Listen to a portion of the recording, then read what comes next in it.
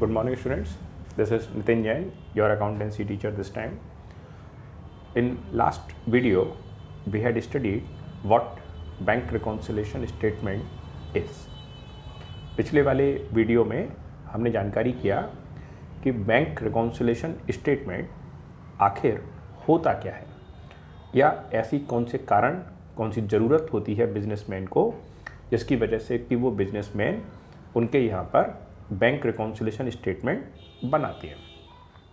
तो स्टूडेंट्स, आपको बताया गया कि शॉप पर जो भी शॉपकीपर है, बिजनेसमैन है, वो अपनी शॉप पर जिन किन्हीं से भी जो भी डील करते हैं उस पूरी डील को, चाहे वो ख़रीदने की डील हो, चाहे वो पेमेंट करने की डील हो, चाहे वो सामान बेचने की डील हो, चाहे उधार के पैसे वसूलने की डील हो, कोई भी प्रकार की डील हो, वो बिजनेसमैन हर हाल में अपनी इंफॉर्मेशन को अपने बिजनेस बुक्स ऑफ अकाउंट्स में रिकॉर्ड करता है। अब बिजनेसमैन के पास जर्नल एंट्री है इंफॉर्मेशन रिकॉर्ड करने के लिए, बिजनेसमैन के पास में लेजर अकाउंट्स भी हैं, सब्सिडरी बुक्स भी हैं, बहुत सारा तरीका है, परचेज बुक, सेल्स बुक, जैसा बिजनेसमैन के लिए या साइज ऑफ बिजनेस ऑपरेशंस पर सूटेबल होता है। तो होता ये है कि जो बिजनेसमैन है वो अपने यहाँ पर अपने हिसाब से बिजनेस में होने वाले हर एक ट्रांजैक्शन, चाहे वो किन्हीं से भी हों, वो हर ट्रांजैक्शन को ईमानदारी से बिजनेस बुक्स में रिकॉर्ड करता है। यहाँ तक कि अगर बिजनेस के मालिक ने अपनी किसी पर्सनल ज़रूरत के लिए बिजनेस से पैसा निकाला, ड्राइंग, आहरण, तो उस केस में भी वो बिजनेसमैन उस कंडीशन में भी उस ट्रांजैक्शन को अपनी बुक्स में रिकॉर्ड करता है। जैसे बिजनेस के ट्रांजैक्शन परचेज वालों से होते हैं, सेल्स वालों से होते हैं, वेजेस, सैलरी, रेंट पेड वालों से होते हैं, ऐसे ही बिजनेस के ट्रांजैक्शन बैंक के साथ भी होते हैं। तो जैसे बिजनेसमैन किसी दूसरे पर्सन का भरोसा नहीं कर रहा और वो खुद अपने बिजनेस बुक्स ऑफ अकाउंट्स बना रहा है, रिकॉर्ड मेंटेन कर रहा है, ठीक वैसे ही वो बिजनेसमैन बैंक से होने वाली डील के लिए भी अपने बिजनेस के बुक्स ऑफ अकाउंट्स बना रहा है। वो दूसरे वाले पर्सन पर, इवन बैंक पर भी भरोसा नहीं करता, वो रिकॉर्ड अपने हिसाब से बनाता है। इसके लिए वो कैश बुक बनाता है, और जब उसे बैंक का रिकॉर्ड भी मेंटेन करना पड़ता है तो वो double column cash book, cash with bank बना लेता है। अब इस पोजीशन से होता ये है कि बिजनेसमैन के पास में बैंक में उसने क्या जमा किया, क्या निकाल लिया, डिपॉजिट और विड्रॉल, हर बात का रिकॉर्ड बैंक के पास है। किसी दिन बिजनेसमैन बैंक से जाके पूछ लेता है कि भाई हमारे अकाउंट का बैलेंस है कितना, तो मालूम पड़ा कि इन्फॉर्मेशन मैच नहीं कर रही।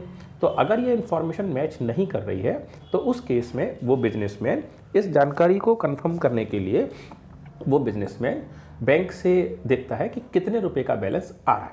मान लो बैंक से पूछा भाई कितने रुपए का बैलेंस, तो दुकान जो बना रखी है, शॉप जो बना रखा है, ऑफिस बना रखा है, वहाँ जो हमने इन्फॉर्मेशन रिकॉर्ड किया, सपोज वो बता रहा है कि हमारे हिसाब से, दुकान के हिसाब से बैंक में 40,000 रुपये जमा है, जबकि बैंक से पूछे जाने पर पासबुक इन्फॉर्मेशन रिकॉर्ड कहता है कि आपके अकाउंट का जो बैलेंस है वो 40,000 ना होकर के 35,000, 35,000 है या 46,000 से।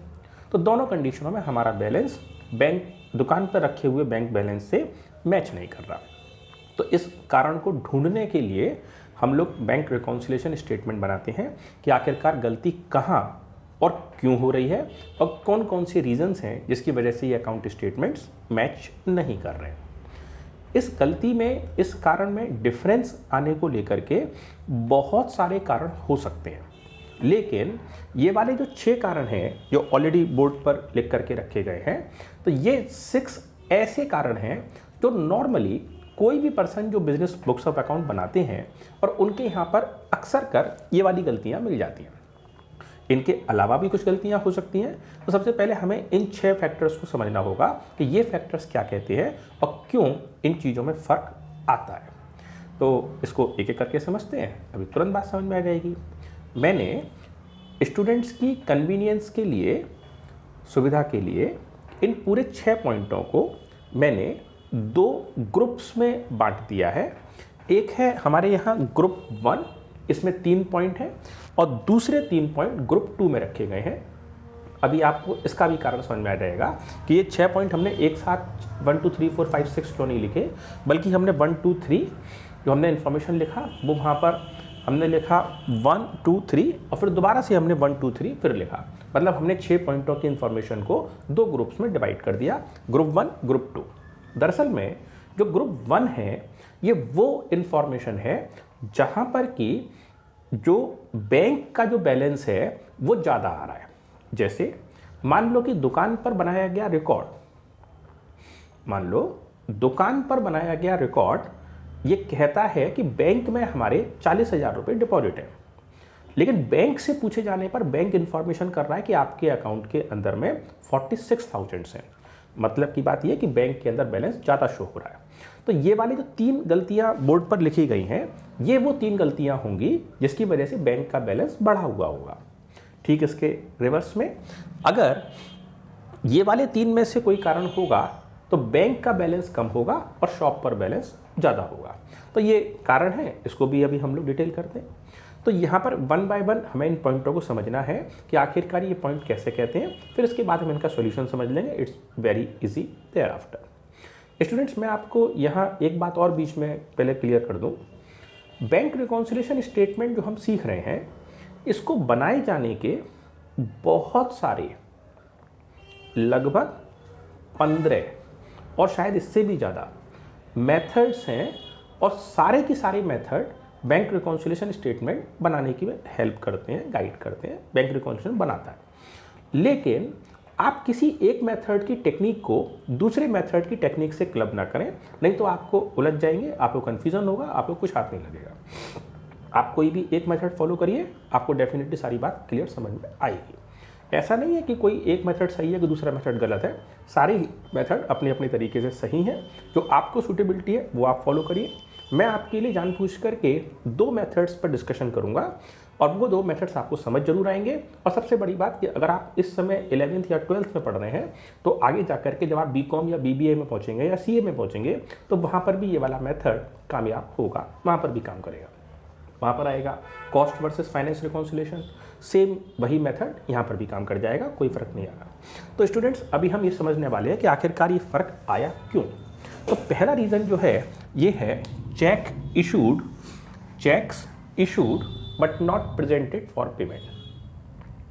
यहाँ जो पहला रीज़न है ये है cheques issued but not presented for payment.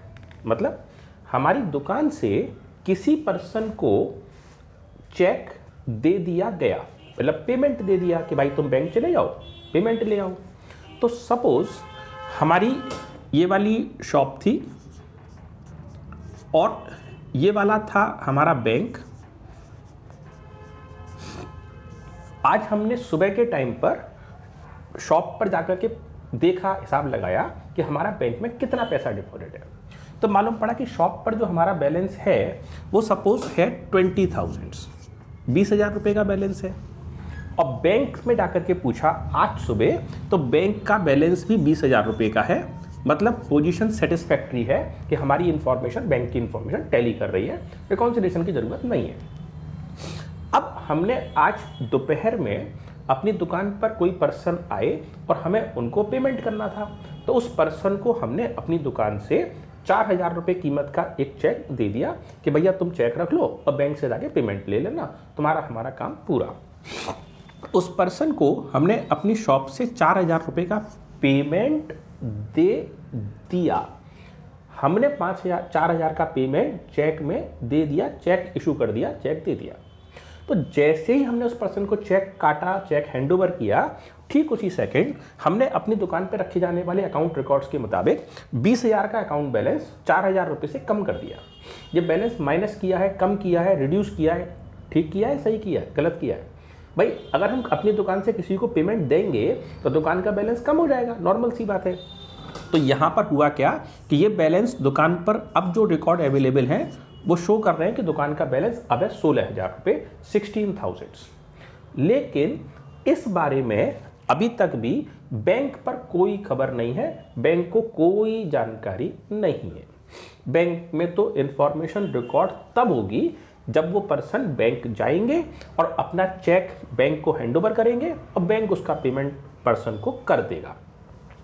भारतीय सिस्टम के मुताबिक अगर किसी पर्सन को आज हमने कोई चेक दिया है तो चेक पाने वाला पर्सन चेक के ऊपर लिखी हुई डेट से अगले 2 महीने के अंदर जब उसका मर्जी करे बैंकिंग वर्किंग डेज में वो जाकर के बैंक में अपने चेक का पेमेंट ले सकता है।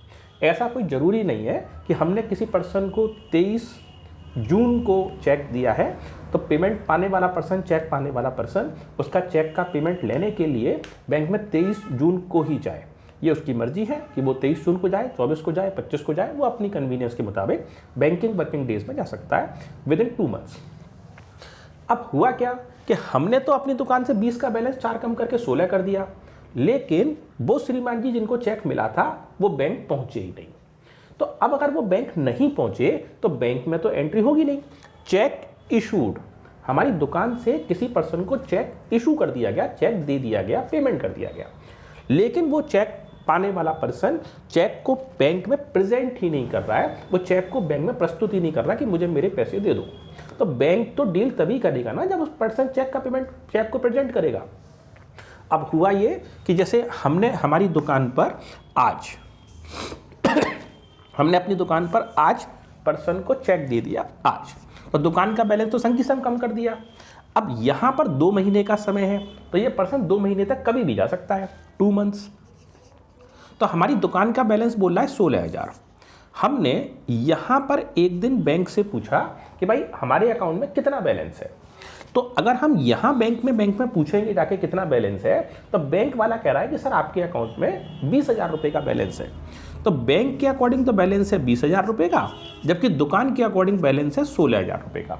तो ये तो मामला मैच नहीं कर रहा। अब अगर ये पर्सन चेक का पेमेंट नहीं कर रहा है या चेक पेमेंट नहीं लेने पहुंचा है, इसका मतलब check issued but not presented for payment.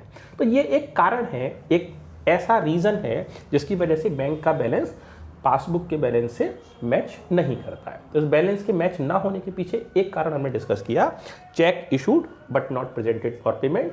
हमने किसी पर्सन को चेक दे दिया, लेकिन चेक का पेमेंट पाने वाला पर्सन बैंक पहुंचा ही नहीं। तो ये एक कारण बना गलती आने का, डिफरेंस आने का। स्टूडेंट्स, अब हम लोग सेकेंड रीजन डिस्कस करेंगे। सेकेंड जो हमारे पास कारण है, रीजन है, इसका नाम है amount directly deposited in bank. कोई पर्सन ने हमारे अकाउंट में सीधे तौर पर पैसे बैंक अकाउंट के अंदर में डिपॉजिट करा दिए, यानी जिस पर्सन को हमने पेमेंट देना लेना था वो पर्सन ने सीधे तौर पर हमारे बैंक अकाउंट के अंदर में अपने पास से पैसे डिपॉजिट करा दिए। मान लीजिए हमारी दुकान है दिल्ली में, अब हमारे पास एक फ़ोन आया कानपुर से। तो कानपुर में बैठा हुआ एक दुकानदार दिल्ली में बैठे हुए हमारी दुकान से फ़ोन पर पूछ रहा है कि आपके पास ये वाले प्रकार के डस्टर हैं, हमें ये डस्टर चाहिए 300 पीस। हमने कहा साहब डस्टर हैं, आप हमें पेमेंट कर देंगे ऑनलाइन बैंक के थ्रू, तो हम आपको डस्टर भेज देंगे, और अगर आप पेमेंट नहीं करेंगे तो हम आपको पेमेंट भी नहीं भेजेंगे, सामान भी नहीं भेजेंगे, आपको पेमेंट करना पड़ेगा।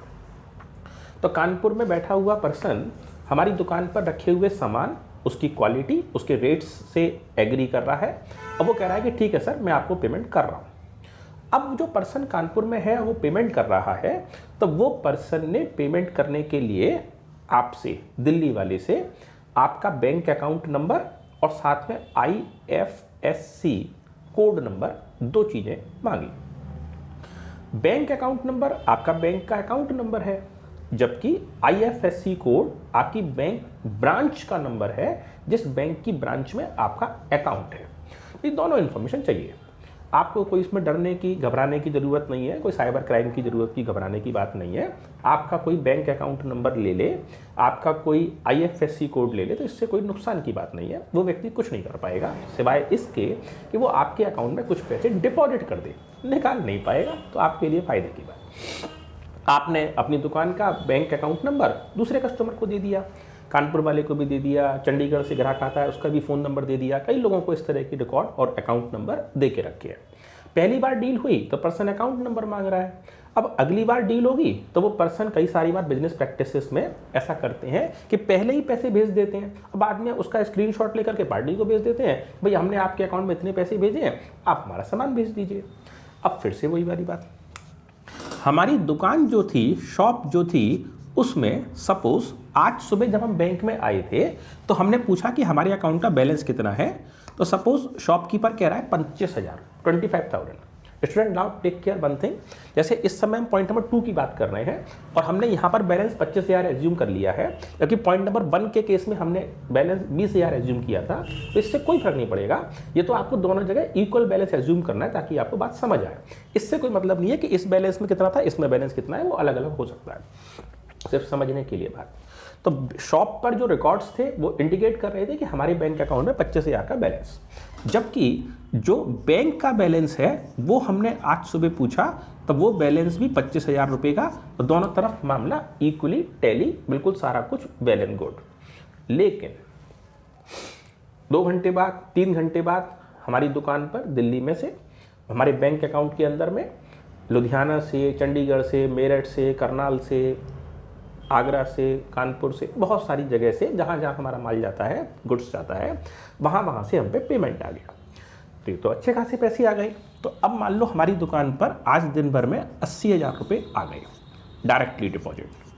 तो इसके बारे में बैंक में तो पैसे आए, बैंक ने डिपॉजिट कर लिए, लेकिन हमारी दुकान पर बैंक की तरफ से ऐसी कोई कंफर्मेशन नहीं आई है, अभी तक ग्राहक ने भी हमको इन्फॉर्म नहीं किया है। तो ऐसी स्थिति में अगर हम गौर से देखें तो हमारी शॉप जो है वहाँ का बैलेंस बोल रहा है 25,000, जबकि बैंक का बैलेंस बोल रहा है 1,05,000 रुपये। तो दोनों तरफ के बैलेंसेस में अंतर यहाँ पर आ गया। और एक बार आप फिर देख सकते हैं कि इस वाला ग्रुप 1 का जो दूसरा वाला पॉइंट है, इसमें भी इस गलती की वजह से भी बैंक का अकाउंट बैलेंस बढ़ा हुआ है, बैंक का बैलेंस ज़्यादा। तो ये दूसरा कारण हो गया गलती आने का, दोनों अकाउंट में डिफरेंस आने का। यहाँ का बैलेंस 25,000, यहाँ का बैलेंस 1,05,000, तो ये भी अंतर आने का एक कारण है। अब इसके आगे थर्ड पॉइंट, यहाँ पर में एक तीसरा कारण बनता है interest and dividend collected by the bank. Interest को हिंदी में कहते हैं ब्याज और डिविडेंड को हिंदी में कहते हैं लाभांश। अगर हम किसी कंपनी का कोई शेयर खरीदते हैं या कोई डिबेंचर खरीदते हैं, तो डिबेंचर खरीदने के बदले से कंपनी हमें पेमेंट करती है, डिबेंचर खरीदने के बदले से कंपनी हमें पेमेंट करती है ब्याज यानी कि इंटरेस्ट, और अगर आप कंपनी में शेयर खरीदोगे तो कंपनी आपको पेमेंट करेगी डिविडेंड। कंपनी इन चीज़ों का पेमेंट आपको करती रहती है, तो आपके अकाउंट में पैसे आ जाते हैं। अब होता क्या है कि दुकानदार के लिए बड़ा मुश्किल है कि वो रोज़ की रोज़ इस तरह के आने वाले डिविडेंड्स और इंटरेस्ट के जो चेक हैं इनको अपनी बैंक जाए और रोज़ की रोज़ वहाँ पर जाकर के एंट्री करवाए, क्योंकि जहाँ जहाँ आपने इन्वेस्टमेंट किया होगा वहाँ से पैसा आपके पास आता जाएगा। तो कंपनी के लिए दिक्कत का टॉपिक है कि वो अलग अलग तौर पर आपको जा कर के डील करें।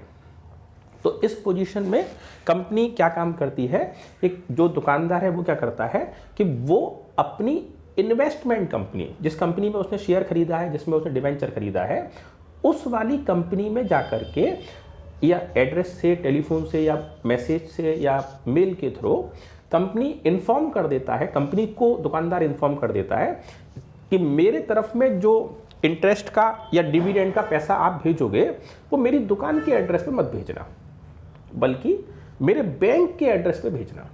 तो बैंक को हमने एक बार इंस्ट्रक्शन दे दिया, राइटिंग में लिख के दे दिया कि हमारे अकाउंट में इस तरह के पैसे आए तो तुम हमारे अकाउंट में जमा कर देना, और कंपनी को बोल दिया कि पैसे बैंक भेजो। तो अब बैंक को हम एक बार इंस्ट्रक्शन दे देंगे, कंपनी से चेक्स आते जाएंगे और पेमेंट आता जाएगा, और कंपनी इस अमाउंट को सीधे तौर पर हमारे अकाउंट में डिपॉजिट कर देगी। अब अगर फिर से बात देखें तो मान लो कि आज सुबह शॉप के यहाँ का जो बैलेंस था वो मान लो बैलेंस था 1,000 रुपये का, जबकि जो बैंक का बैलेंस था आज सुबह के टाइम पर वो भी 1,000 रुपये का। तो दोनों तरफ में हमारी तरफ में हुआ ये कि दोनों बार में ही हमारे यहाँ से जो दोनों का बैलेंस है वो अपने आप में इक्वल का बैलेंस बना हुआ है, लेकिन हमने हमारी दुकान पे से इंटरेस्ट और डिविडेंड का जो पेमेंट था वो बैंक में आ गया।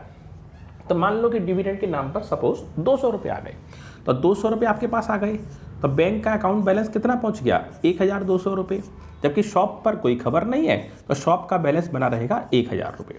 तो अब की बार एक बार फिर ये कारण बन गया जिसकी वजह से ये दोनों बैलेंस मैच नहीं करेंगे। तो स्टूडेंट्स अभी तक हमने 3 पॉइंट डिस्कस किए, check issued but not presented for payment, ये वो कारण था जबकि बैंक के अंदर में पैसे बढ़े हुए थे।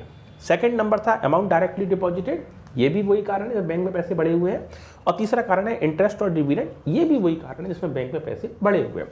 तो इसी वजह से इन तीनों को ग्रुप 1 में रखा गया है, क्योंकि इसमें शॉप और बैंक शॉप और बैंक, इन दोनों जगह पर बैलेंस एक दूसरे से मैच नहीं करता है और ग्रुप 1 के 3 पॉइंटों की वजह से बैंक का बैलेंस बढ़ा हुआ रहता है। तो ये एक कारण बना। तो स्टूडेंट्स, अब हम लोग पढ़ेंगे कि अब अगर बैंक में ग्रुप 2 की बात चलती है तो ग्रुप 2 के पॉइंट्स क्या कहते हैं, उसके कौन कौन से रीजन, कौन कौन से कारण बनते हैं। ग्रुप 2 का पहला पॉइंट है, ग्रुप सेकंड का पहला पॉइंट है cheque sent for collection. Cheque का पैसा दूसरी जगहों से, दूसरी पार्टी से लेकर के आने के लिए हमने हमारी बैंक से चेक इशू किए हैं, चेक पा लिए हैं लोगों से, लेकिन वो चेक का जो पेमेंट था वो अभी भी हमारे पास नहीं आया। इसका नाम cheque sent for collection but not yet collected. अब इसको समझेंगे ये होता क्या है, इंपॉर्टेंट पॉइंट है, ध्यान से सुनेंगे, काफ़ी चीज़ें काम की समझ में आएंगी। स्टूडेंट्स, मान लीजिए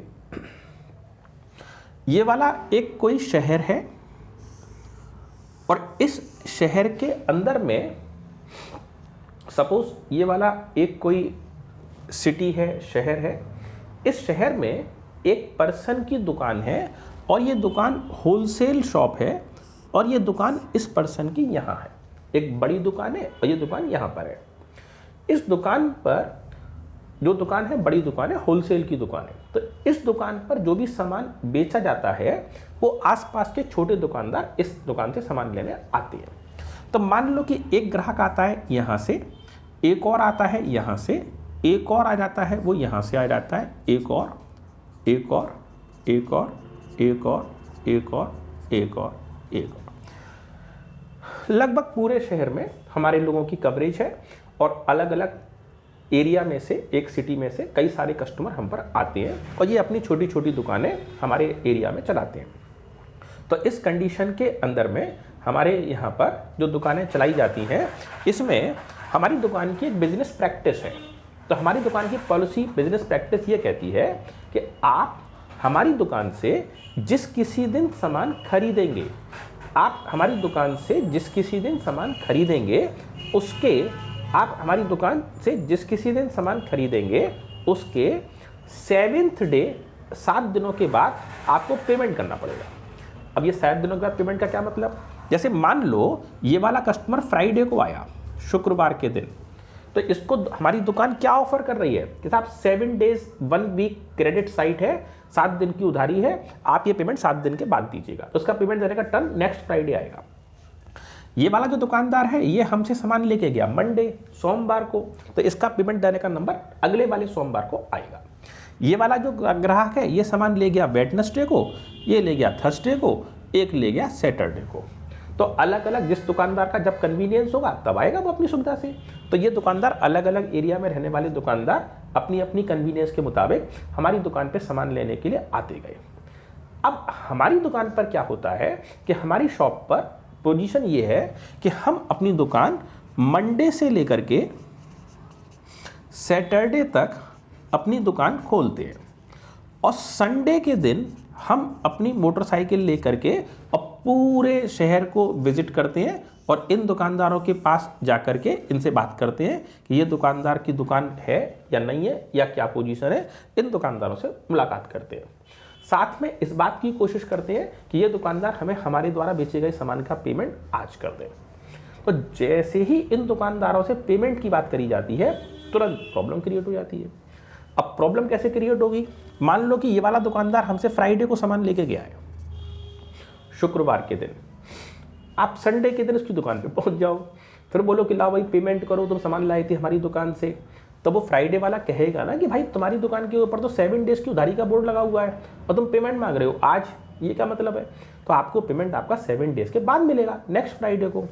हमने कहा भाई हमारी दुकान जो है वो मंडे से लेकर सैटरडे तक खुलती है, तो फ्राइडे पे हम पे तो समय है नहीं कि हम दुकान बंद करें, तुम पे पेमेंट लेने आए।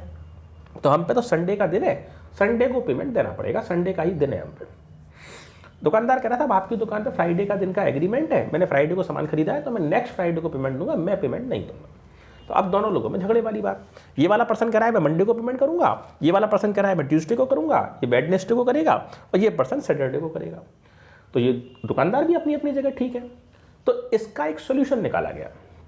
नॉर्मली दुकानदार ऐसा करता है कि दुकानदार उस दूसरे कस्टमर को बोलता है कि भाई देख ऐसा है कि आज फ्राइडे है और आज आज संडे है और तुमने हमारे सामान खरीदा है फ्राइडे का, तो तुम्हारा सामान का पेमेंट अभी 5 दिन बाद होना है। तो तुम आज की डेट है 20, तो तुम 25 तारीख की डेट डाल करके तुम हमको आज एक चेक दे दो जितने रुपए कीमत का सामान निकाल रहे हो। अगर तुम उस चेक पर 25 की डेट डाल देते हो तो बैंक इस चेक का पेमेंट 25 से पहले करेगी ही नहीं, तो आपके अकाउंट से बैलेंस 25 को ही निकलेगा और हमारा फायदा ये होगा कि हमें तुम्हारे पास बार बार नहीं आना पड़ेगा, हम एक संडे को ही अपना काम चला लेंगे। दोनों को बात समझ में आ गई। तो दुकानदार ने इन सारे लोगों से मार्केट से जाकर के चेक कलेक्ट कर लिया, चेक ले आया। अब ये जो दुकानदार था ये बाजार से जाकर के सपोज सब कुल मिला करके आज 150 चेक ये यहाँ से ले आया 150। ये जो दुकानदार था कुल मिला के 150 चेक लीव्स जो है लेकर के आया। लेकिन इसमें एक दिक्कत है, इसमें मंडे के भी चेक हैं, ट्यूसडे के भी हैं, वेडनेसडे के भी हैं, थर्सडे भी हैं, फ्राइडे भी हैं और सैटरडे भी है। तो हर दिन के चेक हैं। अब मान लो कि जो मंडे वाले चेक हैं, ये चेक है सपोज 10 और जो मान लो ट्यूसडे के चेक हैं, मान लो कि ये चेक है 15, वेडनेसडे के जो चेक हैं ये सपोज है 8। तो अलग अलग चेक होंगे और सारे के सारे चेक कुल मिला करके हैं 150। तो बैंक में करते क्या है दुकानदार कि वो इस प्रकार के चेकों की लिस्ट बना लेते हैं और उनको आलपिन पंच लगा करके, रबर बैंड लगा करके उनको एक ग्रुप में अरेंज करते हैं। ऊपर एक पेपर लगाते हैं A4 साइज, उस पर लिखते हैं मंडे और मंडे के दिन के सारे चेक अरेंज करके डेट वाइज इन सारे चेकों का एक बंच बना देते हैं। और फिर इसी तरीके से ट्यूसडे, इसी तरीके से वेडनेसडे। ये जो पेपर हमारा पूरा बन जाता है, इस पेपर की एक फोटोकॉपी और करा ली जाती है और फिर इनमें से सारे के सारे चेकों को सीरियली अरेंज करके और उन दोनों मंच की लिस्ट को अपने हाथ में लेकर के हम इस चेकों को लेकर के बैंक चले जाते हैं कि भैया हमारा इन कागजों का पेमेंट आप कर दो। तो हमने 150 चेक बैंक में डिपॉजिट किए। अब मान लो कि 150 चेक जो डिपॉजिट हुए, इस सब कुछ की कीमत जो है वो सपोज है 2 लाख रुपए। तो स्टूडेंट्स हुआ क्या कि हमारे यहाँ से, हमारी दुकान से आज जो बैंक का बैलेंस था, आज जो हमारी शॉप थी उसका जो बैलेंस बोल रहा था, तो शॉप का बैलेंस बोल रहा था 1 लाख रुपए, जबकि बैंक का जो बैलेंस था आज सुबह ये भी था 1 लाख रुपए। तो दोनों मामले हमारे टैली हो रहे थे। लेकिन हम सोमवार के दिन सुबह ही सुबह जाकर के हमारे पास जो कुल मिला के 150 चेक आए, उन सारे चेकों को इकट्ठा करके एक साथ हम शॉप से निकाल करके बैंक को दे आए। तो जब बैंक को दे करके आए तो सारे चेक हम दे करके आए मंडे को। तो सारे चेक हमने मंडे को दिए 2 लाख रुपए कीमत के। तो हमने तो अपनी दुकान पे 2 लाख रुपए प्लस कर लिए मंडे को। लेकिन क्या ये 2 लाख रुपए उसी समय मंडे को ही बैंक में प्लस हो जाएंगे? नहीं होंगे। मंडे के चेक मंडे को होंगे और ट्यूसडे वाले ट्यूसडे को और नेक्स्ट वाले आगे की डेट में। और वो भी तब जब सारा पेमेंट राजी खुशी ठीक ठाक तरीके से आपके पास आ जाए। और अगर पेमेंट में कुछ गड़बड़ रह गई तो वो और झंझट। तो कुल मिलाकर ये तो निश्चित है कि मंडे को पेमेंट सारा नहीं आएगा। अब देखा जाए तो दुकान का जो बैलेंस था वो तो आपका 3 लाख रुपए मंडे को ही बढ़ गया। लेकिन बैंक में बैलेंस तब बढ़ेगा जब बैंक का बैलेंस वहां पर क्रेडिट होगा, उसके पहले नहीं बढ़ेगा। तो ये भी एक कारण है जिसमें डिफरेंस आ गया। Cheques sent for collection but not yet collected. हमने सारे जमाने से चेक कलेक्ट किए, बंच बनाया, उसकी लिस्टिंग करी, उन चेकों को उठा करके बैंक को दे आए। लेकिन बैंक उन खातों के पैसों को हमारे अकाउंट में तब डिपॉजिट करेगा जब बैंक उन पैसों को निकाल लेगा डेट वाइज, उसके पहले वो हमारे पैसे नहीं देने वाला। जबकि दुकान पर बैलेंस उसी दिन बढ़ गया जिस दिन हम बैंक में वो चेक डाल करके आए। तो ये एक कारण बना कि cheque sent for collection but not yet collected, संग्रह नहीं हुआ। अब यहां से आगे एक कारण और समझेंगे। पॉइंट नंबर नेक्स्ट है बैंक चार्जेस। हम बैंक गए, हमने कहा भाई आपकी बैंक में हमें एक अकाउंट खोलना है, हमारे बिजनेस के लिए ज़रूरत है। तो बिजनेस कह रहा है, बैंक कह रहा है ठीक है आप बैंक में अकाउंट खोल लो, एक फॉर्म भर दो।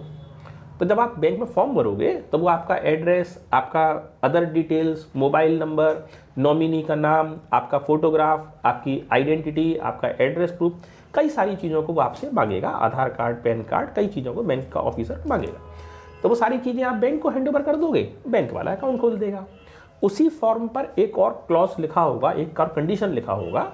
उस कंडीशन में ये लिखा होगा कि अगर बैंक की तरफ से मेरे को कोई सर्विसेज, सुविधाएं या फैसिलिटीज़ दी जाती हैं तो उस फैसिलिटीज़ के लिए अगर बैंक के रूल्स के मुताबिक कोई चार्ज बनता है, कोई पेमेंट बनता है, तो मैं वो पेमेंट करने के लिए तैयार हूँ, मैं बैंक का पेमेंट करूँगा। तो ये भी फॉर्म पे बैंक ने साइन करवा लिया। अब क्या हुआ कि बैंक में आपका अकाउंट चल रहा है, तो उस अकाउंट के अगेंस्ट में आपका जो बैंक का सिस्टम था उसमें आपके अकाउंट में से बैंक ने 300 रुपये खर्चे के काट लिए। जैसे ये आपकी दुकान का पोजीशन है शॉप और ये वाली पोजीशन है बैंक। मान लो अकाउंट का बैलेंस था 2000 रुपये और यहाँ भी बैलेंस था 2000 रुपये। अब की बार बैंक ने खर्चे के नाम पर 300 रुपये आपके अकाउंट से डिडक्ट कर लिए, काट लिए, बैंक चार्जेस, तो 300 रुपये कट गए। तो अब आपका बैंक का बैलेंस रह गया 1700, लेकिन दुकान पर कोई खबर ही नहीं है। तो दुकान का जो बैलेंस है वो 2000 रुपये का है। आपने बैंक को पहले कभी एक बार कह दिया था कि आप पैसे काट लेना, लेकिन बैंक ने उसकी खबर तो नहीं करी। जब आप पासबुक में एंट्री करोगे तभी तो मालूम पड़ेगी कितने रुपए का बैलेंस आया। तो आज अगर हम इन दोनों बैलेंसेस को मैच करते हैं तो ये बैलेंस हमारे मैच नहीं होते। This is called bank charges. ये भी एक कारण है। लास्ट जो हमारे पास कारण बनता है वो बनता है चेक डिसऑनर।